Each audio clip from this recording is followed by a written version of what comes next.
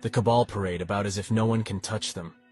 I would remind them that God is not fazed by their pride. It may be a bitter pill to swallow for Anons, to watch them gloat in public, but our disdain will turn to joy when public justice finally arrives. It'll be that much sweeter now that we waited, believed, and fought through this precipice with our heads held high. The struggle is what makes it so special. The price you paid is not to be swept under the rug. God remembers everything you've gone through for him. He sees and won't allow the Cabal to achieve their desired goal. He has deliverance planned, and he is pleased to have you share in his joy and play your God-given role. Victory is coming. He won't abandon us. We're living his deliverance plan. Think about how the enemy works against the children when a deliverance comes. In Moses' day, they murdered many children to stop him from coming, but this was to no avail. In Jesus' day, the same moment happened, and we know how that turned out. Now let this sink in. The enemy has sacrificed more children than any moment in the history of the world. What are they so afraid of?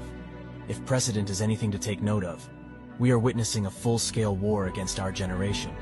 The enemy hates deliverance, and we know he usually targets the children when he senses something special happening. Think about it. I would argue that we are walking through a modern-day exodus, but on a global scale that is absolutely unprecedented. Millions of children are being slaughtered, and I would argue that it is because they fear the fall of Babylon. We were slaves to Mystery Babylon and its rulers, and they are panicking. Here is the good news. God never fails. He didn't fail in Moses' day.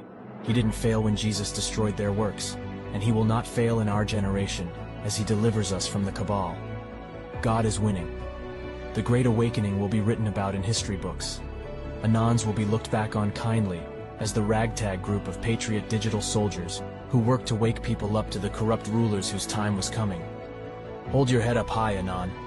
We were part of a spark that set the world on fire. There is absolutely no stopping what has begun. Everything the enemy does is brought back against him. Think of the plagues of Egypt. Every single one only hit the enemy in the end, and God's people thrived. A day is coming when everything that they have will be taken from them, perhaps suddenly. And you, the Anon, have front row seats for the great moment of our time. And I think that is something worth thanking God about. Even though we experience the bitterness of awakening before much of the world, our elation will be unlimited when the day comes. Goodbye, Mystery Babylon. The light is shining and your days of rule are coming to a glorious end.